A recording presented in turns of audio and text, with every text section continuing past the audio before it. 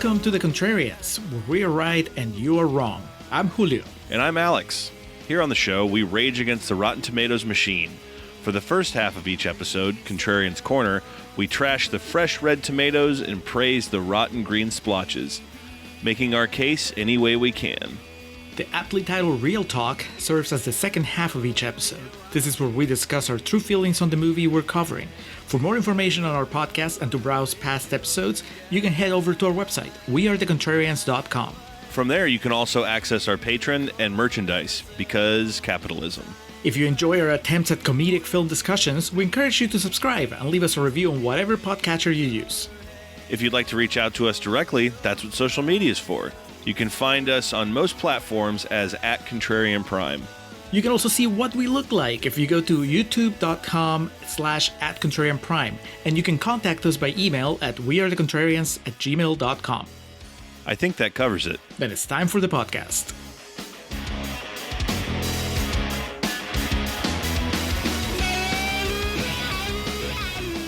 And we are recording for Contrarians Corner for The Sun.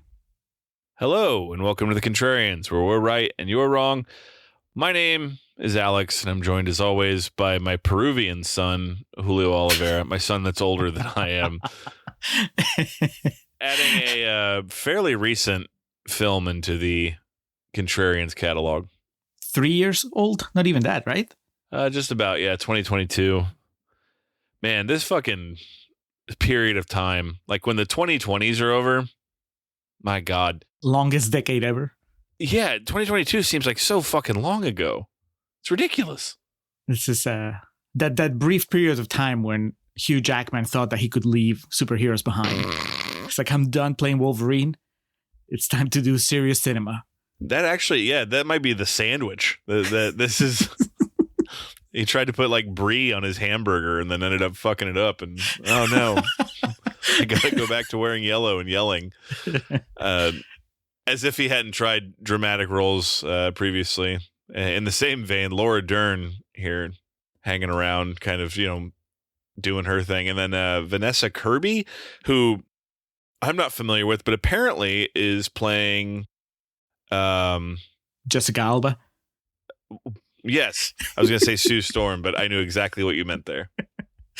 Yes, that was when I first saw her, I was like, wait, is that Vanessa Kirby? And then I looked it up and I was like, yeah, that is her. I haven't seen her in enough movies so I can recognize her right away. She's like pretty blonde, looks badass. I feel like after the Fantastic Four movie, assuming that it does well, then she's going to become kind of a household name. But right now, I think she's still... Well, shit, it's only the fourth attempt they've had at making it like a viable franchise, so we'll see what happens. Hey, you still know who Jessica Alba is? Jessica Alba was... Okay, stop. All right. Okay, to your point, though, I don't know who the fuck Rex Reed in that movie was. What was that guy's name? Oh, Ian exactly. Griffith? Oh, damn it. You got it. Also, you called him Rex Reed? That's the film critic. Reed Richards. Reed Richards, I'm sorry. Rex Reed. Yeah, whatever. Mr. Fantastic. That's how memorable that movie was. As we joke, and for our first several years, it was like our most listened to episode. Yep. And as time has gone by, we're both just like, it's not that bad. All right, so she was in Napoleon, and she was in the most recent Mission Impossible, and will be in the next Mission Impossible. I was about to say, that's the most high-profile thing I know that she's been in. So, damn, dude, clinging to that franchise and the Marvel franchise, she gets it. She's going to be good to go. She's aiming to be the next Zoe Saldana. There you go. But we're here today to discuss, as I mentioned, The Sun, directed and written by Florian Zeller, which does not sound like a real name, but... There you go. It's based off of a play that he had written also that was from 2018. This coming off the heels of his film, The Father, which was received far better than this. Yep. And resulted in an Academy Award win for Anthony Hopkins, whose spoiler will show back up here in a little bit. Yeah, it was. It's a bit of a mind bender when he shows up as an actual father. I was like, is this a prequel? What happened? Hopkins. Actually, yes, it's supposed to be. Just getting that out of the way. No. That's what I read. No. Well, I mean, I haven't seen The Father since it came out, so it's possible, but His name is the same in both movies. What's the name? Could be a very common name. Is it Florian? Well, here's the real comedy. Anthony Hopkins' character in both films is named Anthony. Well, no, that's not helping us, Alex. Okay, when we're in the recap and we get to the Anthony Hopkins scene. You've seen The Father, though. I haven't. Yes, and that's when I'll fill you in at that point. I'll tell you, look, this is what The Father's about. You tell me if this is conceivably a prequel or not. It could be. I mean, I don't know. Let's work up to it. But what I will say is that Hopkins won the Oscar for that performance. He either was not expecting to win or he did not care that he was nominated. He did his acceptance speech via satellite. You know, he was not at the Oscars. He was like in a big cathedral or something, right? When I think back on it, I think of him at the beach with like a big straw hat. That might be my memory playing tricks on me. Fair enough.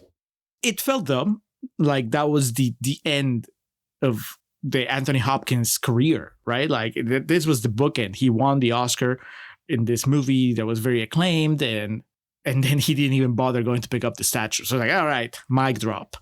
And yet it's almost like instead of retiring, he recognized that there was more to this filmmaker. And he was like, I just want to be in your next movie, no matter what. One scene. They just ask, give me one scene.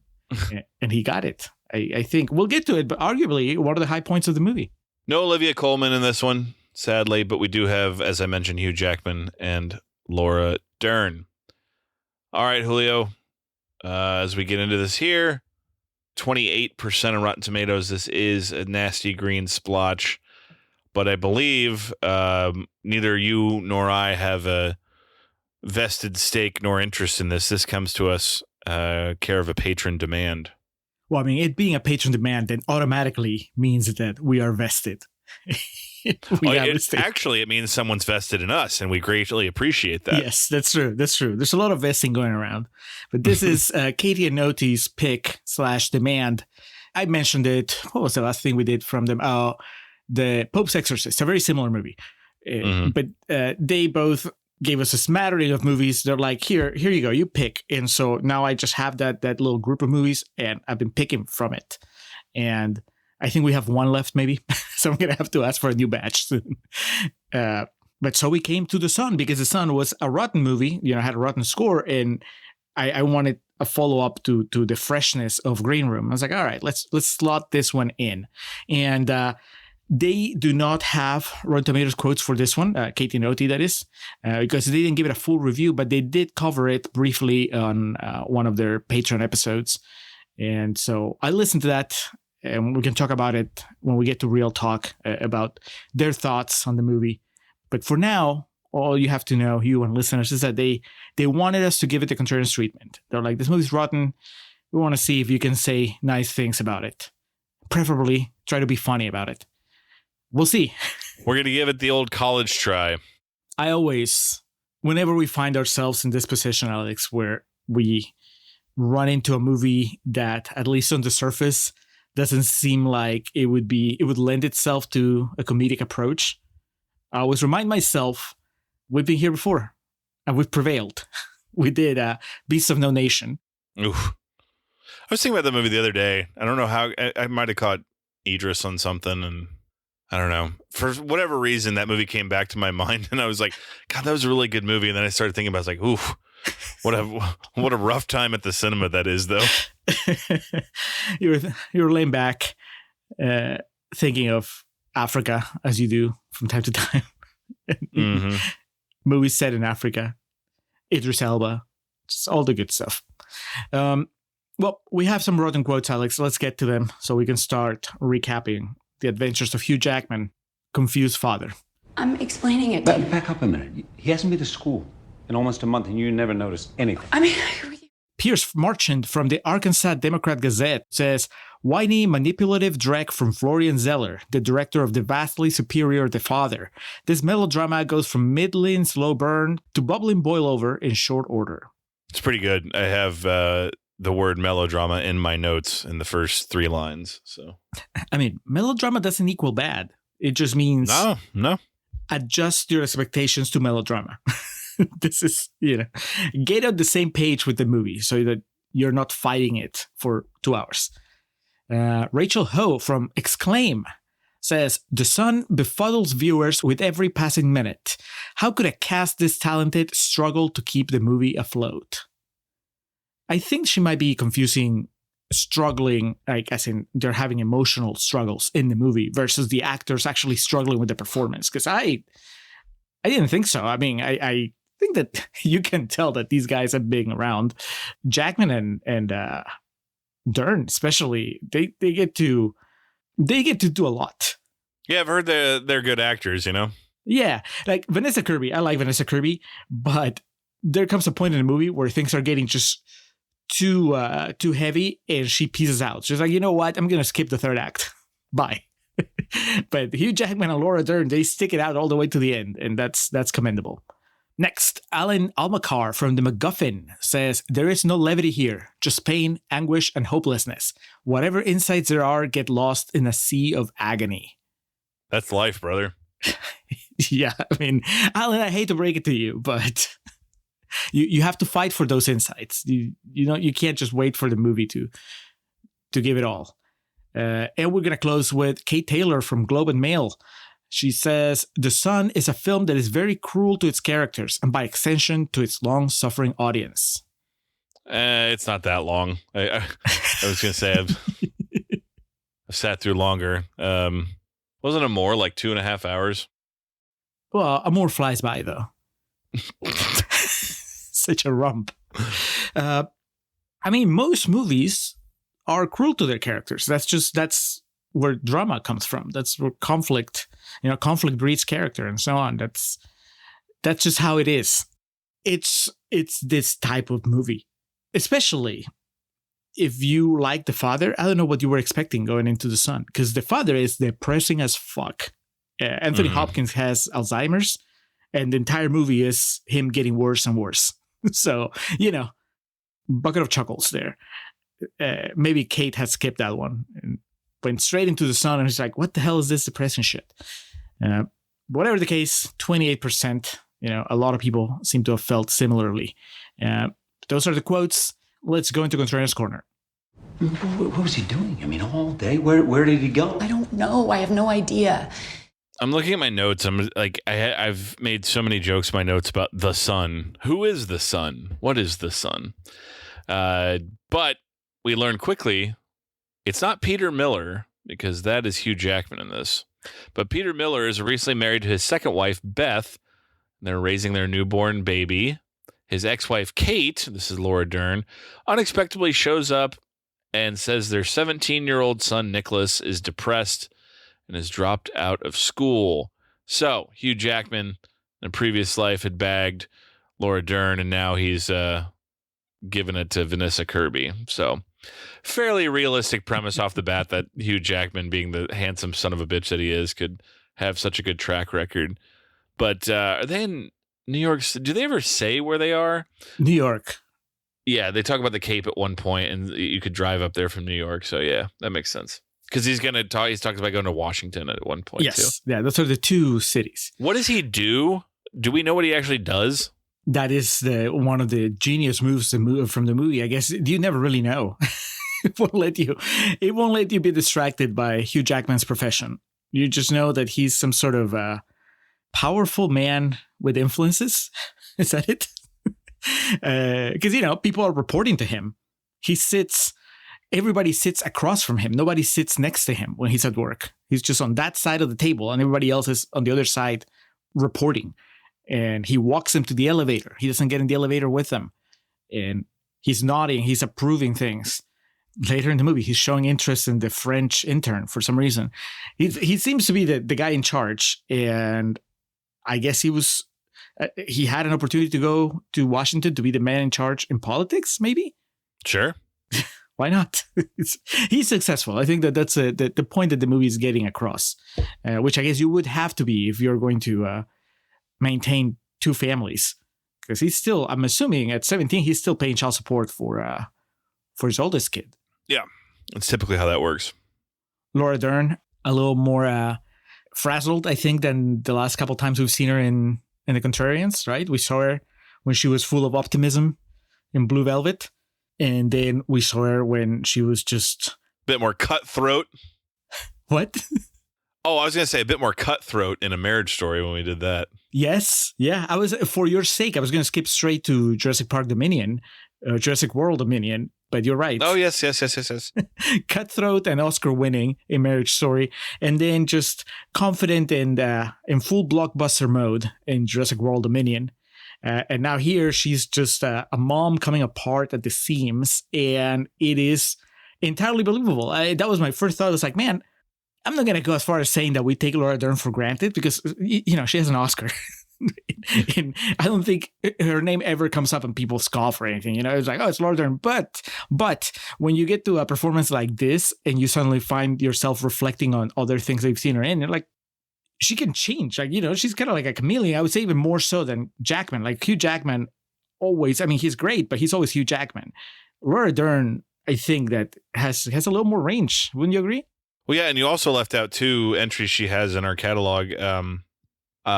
Little Women, the 2019 tale that you would be better suited to comment on, but also going all the way back to even before Blue Velvet, 1985, when she looked at the world the way we all should, even though she couldn't see, and that, of course, was in Mask, the Peter Bogdanovich film. Wow, the deep cuts, the patron cuts.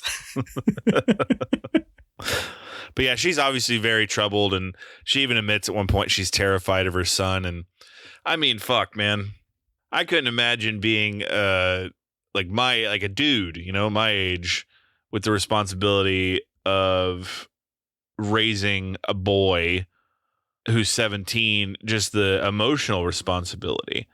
And Hugh Jackman's just if I was being polite, I'd say bestowed this responsibility upon Laura Dern. And yeah, you got this fucking boy becoming a man who's full of hormones and conflicting feelings and rage and shit. And she just flat out says she's scared of him. And I get it, man. And immediately off the bat here, Laura Dern's just bringing the dramatic acting. Yeah, she forces Hugh Jackman to step up his game. And we were just joking about it just a minute ago, but it really feels to me like this is him taking the necessary measures to make sure his career remains alive and well once he can't play Wolverine anymore, which for all he knew back in 2022, he was done with the character. And so he needed to start making sure that Hollywood knew that he could play regular people. It doesn't get more regular than a father that doesn't know what the fuck he's doing. He nails it. He went from Wolverine to Mr. Mom. Yes. Slightly less comedic, but yes. There is this kind of dissonance to his performance because it's not like he transformed himself, right? He still looks like Hugh Jackman and he looks like a winner, right? Mm-hmm. And it is fascinating to see him completely botch parenthood, like scene to scene to scene. Like, I am not a parent and I will never be because of this, because this kind of stuff was like, yep, I would never do it. But even then, not being a parent, I could tell you that he was not making the right call almost every time he interacted with his son. And I was like, man, what happened, Hugh? We were used to you having the answers, or like at least just forcing your way until you get to the answer. And here he was just at a loss. And it was, it's always very satisfying when you see an actor play a note that you didn't know they could play, or at least that you haven't seen them play before. Like, how do you feel about Hugh Jackman playing kind of like a regular guy that doesn't have the answers? It is pretty tough, coming off the heels of 25 years of superhero movies that he's been in. And what would be his biggest dramatic roles up until this point, even? Swordfish? Prisoners, which obviously he has to beat the answers out of people in that movie. But Les Mis, he has to sing the answers. He does. And then what's your favorite, your Nolan movie? What is that called? The Prestige. The Prestige. He has to trick the answers out of people in that. The point being, Hugh Jackman's going to get the answers one way or another. Yes, except here, because this is the real world. There This is, here's real. yeah, there is no easy explanation when it comes to teenagers, especially when they're suffering from depression. Yeah, it's a tough setup, and I will give this to the Hugh Jackman character. Unprepared as he may be, at least he goes for it, right? He doesn't bail. He doesn't tell Laura Dern, okay, you figure it out, I'm busy. He basically does what he feels is necessary. He doesn't just step aside from the problem. Yes, it's true. You're right. I feel guilty. I can't pretend I'm not responsible for the situation. I left Beth. Although Peter barely knows Nicholas, he agrees to house him. Peter also has a terrible relationship with his own father, Anthony, who was cruel when he wasn't absent from Peter's life. However, Peter has moved on from his childhood trauma and hopes to be a good father to Nicholas. So, yeah, he takes his kid in. Along the way here, we see these flashbacks, none of which are Peter becoming Weapon X, but he's remembering to like the good times because himself and Kate, Laura Dern, they just had the one child, and things eventually he fell in love with this other woman, Beth, and that's real life. That's how shit just happens sometimes. You can't stop, you can't control it. But he clearly has good memories of raising this child. Now he's just kind of up a creek and has really no idea what to do with this imbalance of hormones and chemicals that's just been plorped into his home. His very nice apartment, I might add, that, my God, the water pressure in that shower. I would kill for that kind of water pressure. They show it twice, too, so I was like, I made sure to take note of it. Second time, they're just bragging. Yeah, exactly. It's like, look what I got, motherfucker. Yes. My favorite feature is that they have a wall that slides. You know what I'm talking about? I mean, you only see it really come into play in one scene, but Vanessa Kirby just like slides. I guess she doesn't want to wake the baby, and they're about to make some noise. So she just, it's not a door. It's like, it looks like the wall sliding. I was like, holy shit. How much did that cost? And they also have this load in the washing machine that never seems to end because they keep cutting back to it throughout the movie.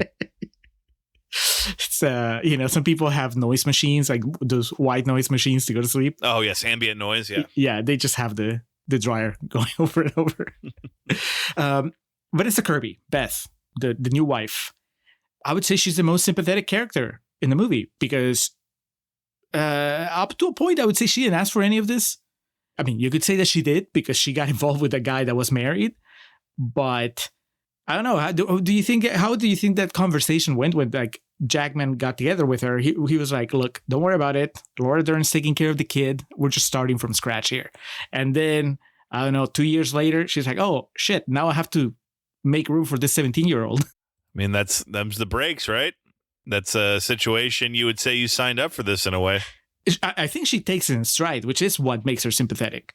She obviously is not thrilled about it, but I think she puts up a good front and she tries to be supportive, which is refreshing because I think that some movies would have just mined that for conflict right off the bat and would have shown her being really upset from the beginning and not even trying. But I think the movie goes out of its way to show that she is being very patient with this moody kid, and she's really putting an effort, so that's good. I like that there was a complexity to her character that could have just not been there because really the focus is Hugh Jackman, the kid, whatever his name is, and not Anthony, Nicholas, and Laura Dern.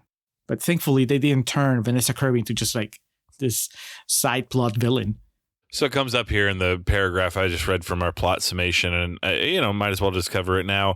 There is a part in this movie where Hugh Jackman's father, Peter's father, is alluded to. We haven't seen him in a while. Is he okay? And eventually we see Hugh Jackman go to this massive mansion and visit his father, and of course the conversation goes south pretty quickly, and you see that he was a terrible father to Peter, and I even have the quote written down here. He says, I am the father. I have in all caps the father, but he says, just fucking get over it, is what he tells him. So explain to me, Julio, how this is not canonically related to the father. I mean, it might be. Here's the thing with the movie The Father. one, it's very unreliable in its narration because it's all from Hopkinson's point of view, the Hopkins character, and he has Alzheimer's. So a lot of the movie is him kind of wandering into scenes and he doesn't know if they're real or not. And sometimes you get different actors playing the same character. And he's just, I think, obviously, I don't have firsthand experience, but everything seems to point to it being a very accurate representation of what it's like, the confusion, for somebody that's living with Alzheimer's, that's developing Alzheimer's, Oh, that sounds awful. You kind of find yourself in the middle of, kind of like in Memento, right? Like how he would just find himself in the middle of a scene and they had to piece it together. Something like that. The Hopkins character is going through that through the entire movie and getting worse. And so I guess it's conceivable that he could have had a son. Here's my thing. Like, I don't think he has sons in the movie. In the movie, he has a daughter. Olivia Colman, right?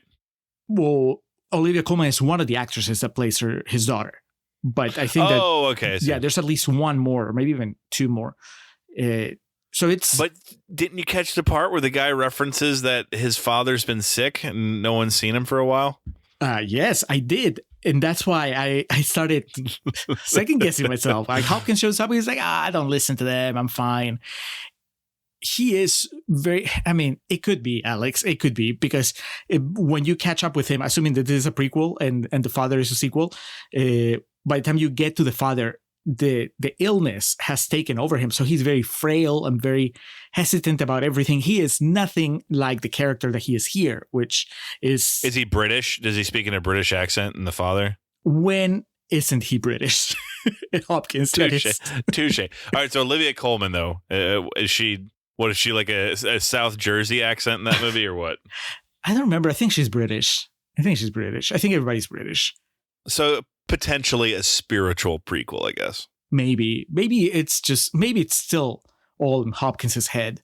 It's a sequel, and he's just remembering or imagining what his son is up to. His imaginary son. Well, honestly, spoiler alert, but Hugh Jackman imagines the entire closing scene of this movie.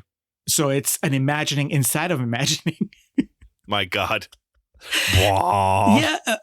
I will tell you this, at some point, and I don't remember if it was before or after Hopkins showed up, I thought that maybe we were getting to a point where Jackman was going to be revealed to be Hopkins, as in like, oh, well, he becomes the father, and, maybe he starts forgetting things in the last 5 minutes of the movie or something. But it's a lot more straightforward than that. I think that if this is indeed a prequel, that's an Easter egg for people that watch the father, and, more power to this guy. Why should superhero movies have all the fun? Why can't serious dramas also have like fun Easter eggs that you can just point at the screen and go like, hey, that's he won the Oscar for that role. He was much nicer though. In this one, Hopkins is, man, he's a beast. He demolishes Hugh Jackman in that scene. Did you? Oh yeah, man. Were you in awe of how much? I mean, it could be just that I haven't really seen Anthony Hopkins be this cruel in a long time, like probably since Silence of the Lambs, right? It beats the shit out of him, dude. Just like Hugh Jackman tries to put up a fight at some point, and it just Hopkins doubles down. It's brutal and oddly satisfying, because it's not like I was rooting against Hugh Jackman, but I was glad that there was somebody that kind of slapped him around and told him, hey, stop it. Just go take care of your kid. Yeah.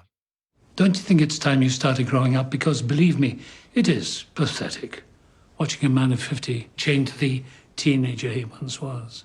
My next note here is from the next scene where Beth tells Nicholas, his stepmom, says, if you ever want a shot at having a life, don't ever have a kid.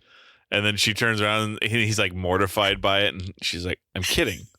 He doesn't even do the, but my note here is the son is the sitter, as a babysitter cancels before Beth and Peter are to hit the town, and Nicholas offers to babysit, and this leads to a fight between Beth and Peter, and she proclaims, he's not right in the head, which also 17 with a newborn baby in, a fucking high-rise downtown apartment like that. That's a lot of responsibility. Not that I would word it so tersely, but, I kind of understand where she's coming from. Yeah, my note says Vanessa Kirby's right, but she's too loud. I think that's the kind of thing you tell Hugh Jackman behind closed doors, whispering. You don't like scream it in the middle of the living room while the kid's still in the apartment. Yeah, he's just chilling there like, what? Yeah, he comes back. He's like, I found your earrings. But at this point in the movie, Julio, is it not becoming clear to you? Like, am I just overthinking it? It appears as though this Nicholas kid is just playing all three of the adults involved here. Well, he's trying to turn them against each other, et cetera, et cetera. I mean, that's what teenagers do. It's true. Some taking it to more extremes than others, right? But yeah, that's the whole, like, mom tells you not to do something, so you go and you ask your dad. And that's the way that he pinballs between Laura Dern and Hugh Jackman, occasionally going over to Vanessa Kirby. It really feels like he's trying to start some drama. But there is a truth at the core of the movie, which is that being a teenager is confusing enough. And then if on top of that, your super hot, successful dad has abandoned your super hot, successful mom for a super hot, successful younger woman, and they have a new baby that doesn't seem to have any of the problems that you have, then that's going to be pretty confusing, especially when you're 17. So there's a lot. I don't think the movie ever puts any of the blame on the kid, on Nicholas, right? It's just showing you, well, these are the circumstances and he's acting out. And unfortunately, none of the adults in his life are equipped to handle it properly. Mm-hmm. They're just kind of, oh no, he's like a hot potato. They just keep passing him from one apartment to the other. The best thing that they do is they get him into therapy. But I don't know, Alex, how do you feel about this therapist that has his dog right next to him? Like, that's adorable, but is that a good sign? I was more concerned with how, like, edged up his balding hairline was. That was pretty weird. The dog was cute, but yeah, the dog looked at the kid more judgmentally than the psychiatrist did. Yeah, maybe they should have splurged a little and just go up a couple levels for the next psychiatrist, one that maybe didn't have his pet sit in on the consultation. It's not working. Honestly, do you think, Alex, you could have gotten away with not going to school for like a whole month and your parents not notice? No, that's like, this kid's parents are just not paying attention to shit, dude. He does it twice. He does it to Laura Dern, and he does it to Hugh Jackman. That's where Hugh gets his Oscar clip, where he like is trying to stand some ground about, don't lie to me. It's like, motherfucker, you're not paying attention to what's going on. A 17-year-old is giving you the runaround. Whose fault is that? And so when he does, when Hugh Jackman tries to lay down the law, you need to listen to me. You're in my house. You need to start following my rules. I'm the captain now. Yeah, I'm the Wolverine. He tells him, you can't do this shit anymore. And Nicholas says, well, you're the reason I am the way I am. And it's because you cheated on mom and left us. And Hugh rightly begins saying, I can't have my own life. I'm not in control of my own life. But then he takes it a tad too far and grabs this kid and throws him to the ground. That's where, he kind of lost me. I was like, all right. It's the berserker rage. He thought he'd left it behind, but all the adamantium coursing, it's taken hold of him at this point. If you frame by frame it, you can see a little bit of the claws coming out. But then he pulls them back last minute. He retracts them. That's right. Yeah. This kid, Anthony, he doesn't get an introducing Zane McGrath, but this is really introducing Zane McGrath, right? Like, I don't care if he's had other credits before. This is the one where he gets to face off against Hugh Jackman and Laura Dern numerous times throughout the movie. So. And then in the next scene, he runs back to his mom and says, I can't deal with living. I have no shame. Who is it? How would you describe the approach of giving such intense and emotional lines to such a non-believable actor? Is that like a power play on the move of the director here? I mean, daring. I think that's a word that you could use. If you look at the poster here, it's a half taken up by quotes of the movies, and I would venture to guess that the word daring is somewhere in there. So that's a very fair call out. I think that it shows, look, these are the movies. and you have to constantly keep your audience in mind. You can't play this character too harshly because then you just lose the audience completely, right? Fair. So yeah. I think that if you got like a De Niro Pacino like performance out of this kid in this situation, it would just be too much. We would. The advantage, I guess, of the character being like a 17-year-old teenager is that they are always going to sound awkward. Like if you get a 17-year-old that sounds articulate, that sounds like he knows what's going on with their own emotions, that takes you out of the movie because you're like, that's not right. Like I remember when I was a teenager, I would never like be this self-aware. And even as an adult, you're like, I've never met a teenager that's that self-aware. That's how you end up with like Lucas in Empire Records. Yes. You're like, LaPaglia, yeah, he can have that kind of dialogue. Lucas, too precautious. No, with Anthony, you get the feeling that half the things he's saying is like stuff that he's read or he's heard in a movie or what. He's just recycling things. I mean, these days, it's just stuff that he saw like on a fucking TikTok or, whatever. It's not real like thoughts. It's just, he doesn't know how he feels. He's having trouble expressing how he feels. So he's just grabbing terms and sentences from like other places, which explains why his dialogue is just so cliche because, he's a teenager. He's just using cliches to express himself. But that's why you need, on the other side, you need people like Laura Dern and Hugh Jackman that can ground the other side of the conversation. Mm-hmm. I never even went out with that girl. It's just I'm not made like other people. As we speed towards the inevitable tragic ending, Alex, I don't want to skip past what wouldn't be Hugh Jackman's Oscar clip, but it would probably be what gets him a Golden Globe, which is his dance scene. Oh man, I forgot to write down no, it's in there. I'm sorry. I just skipped right past it. It was it came after Water Pressure, and I missed it in my notes. Yes, set to Tom Jones. It's not unusual. We get a bonding moment between father-son and his would-be stepmom in this particular situation.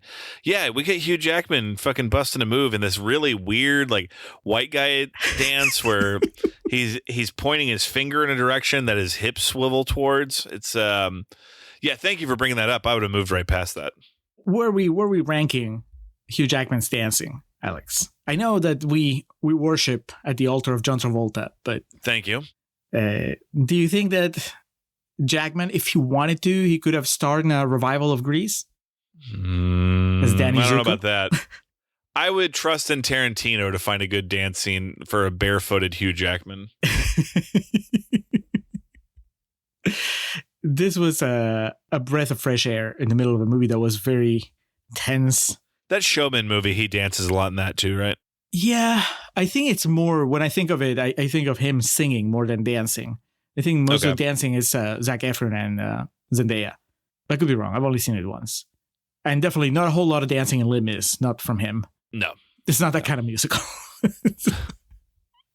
But yeah, this is kind of like an oasis, this little scene where they bond and they dance, and reminded me, going back to Travolta, reminded me when we watched Who's Talking To, and we were just like dying through the entire movie. And then there's like 5 minutes of Travolta dancing, and we're like, oh, there it is. That was we're the same back, thing here. baby. Yeah. Here, it was the same. And then it's not sudden, but I guess it's a very smooth transition, right? Like they're still dancing, but then the music changes and it gets more ominous. And then you realize, oh, wait, now it's just Hugh Jackman and Vanessa Kirby dancing. What happened to the kid? And then the camera pans to the left. There's Nicholas. He lost interest. He can't enjoy his father dancing. There's no hope. Nope. So Golden Globe Award nominee, maybe even winner, Hugh Jackman, for his dance in the middle of the sun. When Nicholas attempts suicide and is placed in an inpatient treatment facility, Peter belatedly grasps his responsibility for the situation. So after this fight, kid ends up in the hospital treatment facility. He's not allowed to see his parents for several days. When he does see his parents, he immediately puts on this whole dog and pony show about, you got to get me out of here right away. and promise me that you won't leave without me. And we get this really long scene in which this doctor explains to them that it's of his medical opinion they should not take him out, and then they just don't listen to him and immediately take him out.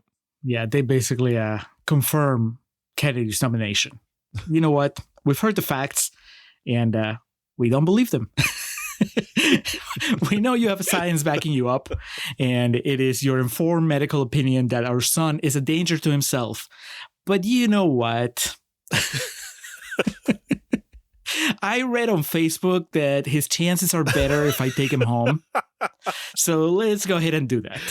That might be the same for your kid, but my kid doesn't eat McDonald's. He doesn't drink sodas. He's fine. That poor doctor. And they even do it's so. I mean, I'll give credit to Zeller here. It's so backwards from what you expect from this, because typically they the parents miss the train or they're late for the flight, but they run to catch their kid and embrace in a really positive move in the movie. It's like a really happy moment. In this, it's just like this doctor, this trained professional, telling him I would not do this with my own kid. And then they run back to free their son from, this healthy environment that he's in. And then in the movie, kind of in a daring way, to use that word again, it plays it oh, this is great. They're all together again. And then it teases that Hugh Jackman and Laura Dern are going to get back together again. They gotta go to the movies. Because they freed their son from the oppression of the American medical system. Yeah. Obviously, it's all building up to a bigger moment, which kind of vindicates the, medicine, the medical professionals everywhere that were telling you this kid. That RFK. Yeah. Yeah. It's funny because, in a very dark way. The movie came out in 2022, 2023, right? And I wonder if at the time there were people of our persuasion sitting in a movie theater watching this happen and thinking, come on, who would ever listen to a doctor tell you this and go, nope, I know better, right? You watch it in March 2025 and you're like, yep. You're just nodding. Yes, I buy it. I'm honestly surprised that they listened to the doctor for that long. It especially hasn't hurt that it's fucking two white people, Yeah. Just I buy that entitlement. Man, they even, for 5 minutes, they walk away. They're like, no, okay. But then Hugh Jackman is like, no. It's he checks his phone. He checks his tweets and it's like, oh, that's they get to the lobby and fucking Tiny Dancer starts playing and then he runs back to his son. All this, by the way, happens while Vanessa Kirby is conveniently gone from the third act. Like I said, she's smartened up. She's like, dude, she won. She's in Cape Cod. Cape Cod is a place I used to visit as a child. It was a summer retreat my family would go on. I have such good, just all warm memories of Cape Cod. And the food, the oysters, lobster, all the fucking seafood, man, and the beautiful days at the beach. And so mentally, I was just fantasizing about being not with, but where Vanessa Kirby was at this point in the movie. But yeah, the only thing that was missing was Laura Dern having her phone up the entire time saying, this is streaming live on Facebook right now. You're going to go on YouTube. I hope I made the right decision. And he said it was a cry for help. We have to trust him. And listen, if he doesn't improve in the next few days, we can always take him back. Right. But look, I know he's better off here with us. So they get old Nicholas back. And as you mentioned, shockingly, this goes awry. I have in all caps in my notes. Who could have seen this coming? A week later, Peter and Kate bring Nicholas home after feeling sympathetic to his pleas that he regrets the decision that led to the facility. He even says, it was a cry for help. Just let me out. And the doctor's like, this motherfucker right here, he's like, he's lying to you. Don't buy it. Once back home, Nicholas makes tea for his parents and happily talks about seeing a movie as a family. And he even mentions it's like the good old days. As he leaves to shower, because they leave him alone after this, he and his parents discuss how things seem better. Nicholas shoots himself in the head. Traumatized by his son's suicide, years later, Peter fantasizes about what Nicholas' life could have been if he had lived. Beth comforts him as he expresses his guilt and remorse and blames himself for the tragedy. Okay, but we don't know that he's fantasizing at first. That's a hell of a reveal. That's Yes, I'm sorry. I just went to close it out here since we're, getting towards the end. But yes, there is this possible hope that, he fucked up shooting himself in the head. Did you call bullshit at first when, he opens the door and there he is. He doesn't even have a scar. You're like, come on, Florian. How metal would that have been if he was Massive Head Wound Harry, the old Dana Carvey SNL skit? He showed up and just acted normal, but had this piece of his head missing. Just a metal plate. Hey, Dad, and he knocks on it. I mean, what is what's that movie Eddie and I love? Running Scared. Paul Walker dies at the end of that movie, and then he was an undercover cop, and they show his casket getting lowered into the ground. And then Vera Farmiga and Oleg and the other kid drive home, and it's a new home. You've never seen it before. And there's a truck there that someone's working on. And Vera Farmiga says, "Don't ever ask me to bury you again." And you learn, no, he didn't die. It's just all a ruse, witness relocation shit. And not that they need witness relocation in this particular movie, but I have seen films that sway me. So for a second, I was like, huh? And then I was like, all right. Because it's well, fuck it. It's a happy ending. Let's see what happens. And then, I guess to Zeller's credit, he's like, fuck you, the viewing audience. I'm going to make this even more depressing than it could have been earlier. This is after, because my note says it's a La La Land ending. Only, you don't know it until it, it tells you, just kidding. Where Hugh Jackman just experiences an alternate ending. Like, what would have happened if I'd been a little more alert, if I put away the gun that my son very helpfully pointed out in the first act? If I just had I not left it in the laundry room. Yes. Maybe if I had turned off the dryer just for that day so I could hear him when he was loading the gun or something. I had a different experience, Alex, because I was calling bullshit from the beginning. I was like, are you telling me he survived? And what the fuck is the point? What, you've had this realistic approach to the entire story. And then at the end, for the sake of a cheap surprise, you're going to cut to black. And then it turns out that however many years later, the kid is fine and he's a successful author and he's going to move in with his girlfriend. I was like, what the fuck is this? I was getting angry. And then it turns out that it was all in his head. And I was like, I get it. You got me. You haven't really gotten me the entire movie, Florian. But in this one, I accept defeat. He got me. And then fucking Hugh Jackman just crumbles to the ground. And he literally says, it doesn't get any better. It's not going to get better, which I imagine is an accurate sentiment when you go through something like that. Yeah. But it's not the usual reassurance you expect from this type of movie, right? Usually when you have a movie that's all about an unimaginable tragedy, the sentiment towards the end is look, it hurts, but it gets better, It doesn't completely get better, but, you eventually learn to live with the fact that you were at the very least partially responsible for your kid's death.